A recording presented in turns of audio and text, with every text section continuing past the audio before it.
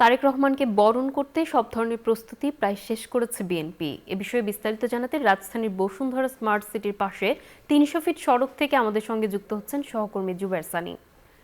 সানি, সংবর্ধনা মঞ্চের কাজ এখন কোন পর্যায়ে রয়েছে, নেতাকর্মীরা কি বলছেন আমাদেরকে জানাবেন। ধন্যবাদ। মঞ্চের কাজ প্রায় শেষ, এখন নিরাপত্তার যে বিষয়গুলো রয়েছে সেগুলো নিশ্চিত করা হচ্ছে। আমি তো একটু দেখাই যে আমার পেছনে দেখতে পাচ্ছেন যে মঞ্চের সামনে 5 মিনিট আগেও প্রচুর নেতাকর্মীর অবস্থান ছিল, তাদেরকে এখন এখান থেকে সরিয়ে দেওয়া হয়েছে এবং পুরো জায়গাটির নিরাপত্তার দায়িত্ব এখন পুলিশ নিয়ে নিয়েছে।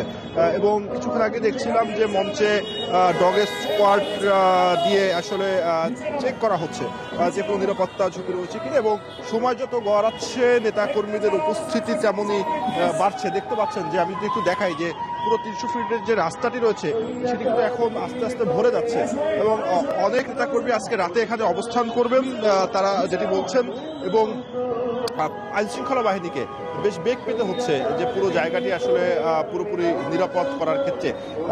এবং জানেন যে 11:50-এ বিএনপির ভারপ্রাপ্ত চেয়ারম্যান তারেক রহমানের বিমান অবতরণ করবেন। তারপরে তিনি সেখান থেকে এই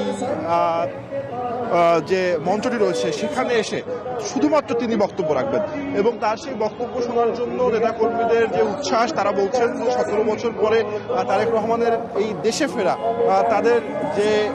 তাদেরকে আত্মবিশ্বাসী করবে আগামী নির্বাচনে। সে কারণে তাকে এক নজর দেখার জন্য, তার বক্তব্য শোনার জন্য দূর দূরান্ত থেকে কিন্তু দেশের নেতাকর্মীরা তারা আসছেন। এবং যদি বলি যে তারপরে তিনি এখান থেকে সরাসরি এভার কেয়ার হাসপাতালে তার মা। ধন্যবাদ সানি আপনাকে।